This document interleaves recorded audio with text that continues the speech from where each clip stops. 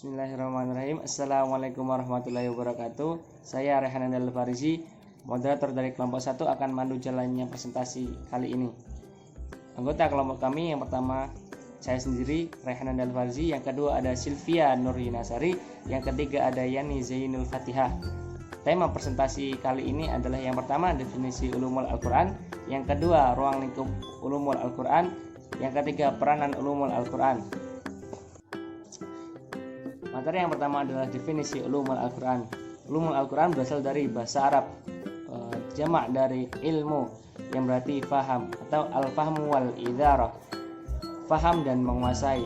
Ulumul Al-Quran sudah ada sejak zaman Khulafaur Rasyidin, tepatnya pada zaman Utsman bin Affan, yang terbukti dengan ilmu Al-Quran yang pertama yang berjudul Rasam Al-Quran, dan posisi beliau digantikan oleh Ali bin Abi Thalib saat menugaskan Abu Asad Ad-Duali untuk mencari kaidah-kaidah Al-Quran, yaitu dengan menciptakan ilmu nahwu dan sorof.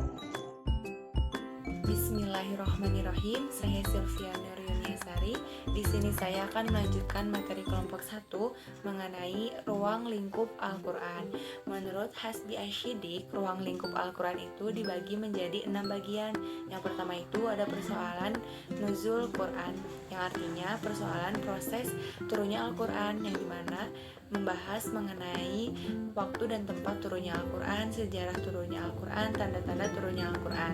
Yang kedua, persoalan sanad, yang dimana di dalamnya itu mengenai rangkaian para periwayat seperti sanadnya, mutawatir, ahad, dan lain sebagainya. Yang ketiga, ada persoalan qiraat, yang artinya di dalamnya itu membahas cara pembacaan Al-Quran seperti waqaf, tanda berhenti baca Al-Quran. Kemudian ada panjang pendeknya Al-Quran, atau disebut juga mad, atau disebut juga dengan tajwid. Nah, yang selanjutnya persoalan kata-kata di dalam Al-Quran.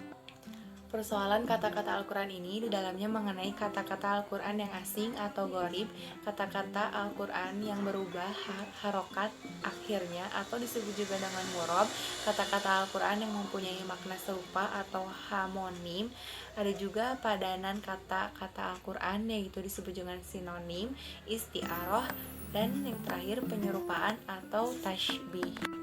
Ruang lingkup ulumul Al-Quran selanjutnya ialah ada persoalan makna-makna Al-Quran yang berkaitan dengan hukum, yaitu pembahasan yang menyangkut am, khas, nas, zahir, mujmal, mufasyal, mantuk, mafhum, mutlak, muqayyad, muhkam, mutasyabih, musykil, naskik, dan mansuk. Yang terakhir ada persoalan makna Al-Quran yang berkaitan dengan kata-kata Al-Quran itu sendiri, yaitu pembahasan yang menyangkut lafaz, yaitu fasol, wasol, ijaz, itnab, musawah, dan qasar. Sekian dari materi mengenai ruang lingkup ulumul Al-Quran. Mohon maaf bila ada kesalahan.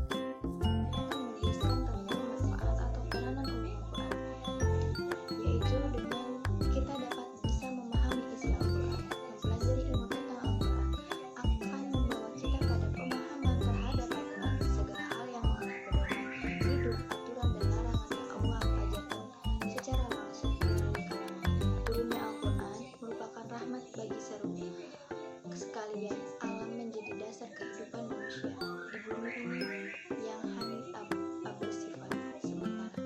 Sama halnya dengan manfaat sedekah setiap hari, melakukan segala sesuatu dengan niat ibadah hanya kepada Allah dengan berlandaskan Al-Quran, Sunnah Nabi, dan hadis. Yang kedua yaitu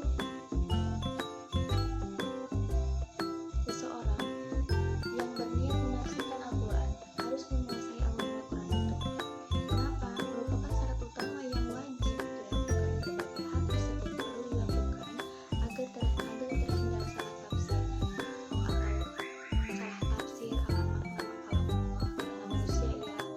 banyaknya Al-Quran dan kesalahan. Kajian yang amat dalam perlu dilakukan agar tidak menyesatkan diri sendiri bahkan orang lain. Dengan mempelajari Al-Quran, yaitu yang ketiga, kita dapat mempelajari cara para mufasir dalam menafsirkan Al-Quran. Mempelajari ilmu Al-Quran akan akan membiasakan kita memahami berbagai metode yang dilakukan para mufassir dalam menafsirkan Al-Quran dengan manfaat gemar beribadah, belajar ulum Al-Quran bukan perkara mudah, perlu perjuangan dan usaha yang banyak untuk dapat mencapai pada titik tersebut. Yaitu yang keempat, mempertahankan kesucian Al-Quran. Al-Quran adalah kitab suci Allah yang menjadi dasar perjalanan umat manusia, umat Islam dalam menjalani hidup berasal langsung dari Allah Subhanahu wa Ta'ala melalui pelantara Rasulullah, di mana merupakan pesan suci yang disampaikan.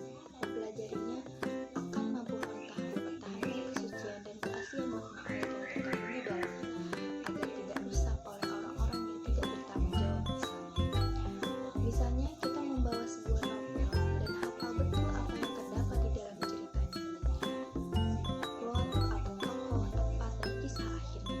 Jika suatu waktu novel tersebut diubah isinya oleh orang lain dan dapat merusak kisahnya, tentu kita akan mengetahui secara pasti apakah yang dihilangkan atau ditambahkan ini hanya sebagai gambaran kecil saja, bukan.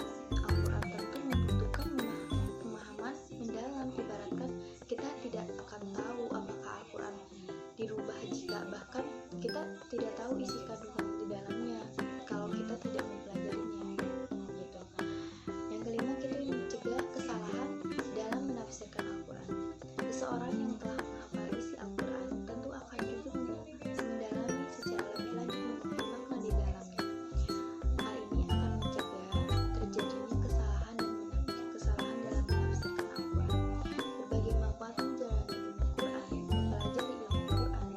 Quran sangat penting, mungkin butuh waktu untuk mempelajarinya. Tapi lama-kelamaan serta pendalaman yang kuat akan ilmu tersebut. Hanya orang yang telah ahli dalam ilmu tersebut yang mampu menafsirkan ayat-ayat surat dalam Al-Quran agar menghindari salah tafsir dan berakibat pada hilangnya kesucian makna dalam kandungan ayat Al-Quran.